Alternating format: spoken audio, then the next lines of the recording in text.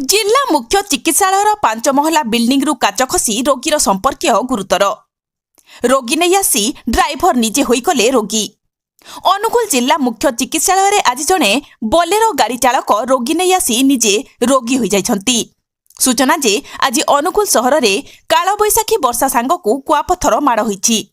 सेही समय निशा थाना अंतर्गत सान केरेजंग ग्रामर दीपू प्रधान बयस 27 एक बोलेरो गाड़ी रे दंपत्ति को नहीं जिला मुख्य चिकित्सालय को आनिथिले।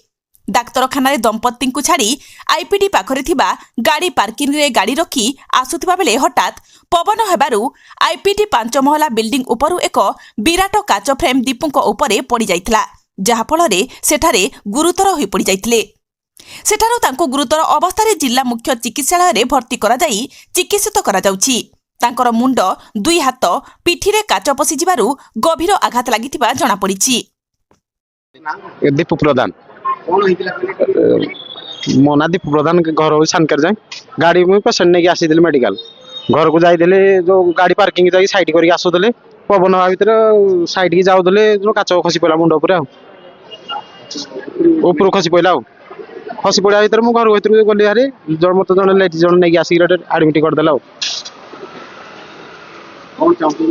मु तो कहीपर सारे कौन करेंगे मेडिकल यहाँ हाँ ट्रिटमेंट तो कर मो मुंड भी स्काई नहीं जाइए। सकाଳେ रिपोर्ट आसो सकाଳେ आसला जना पड़ो।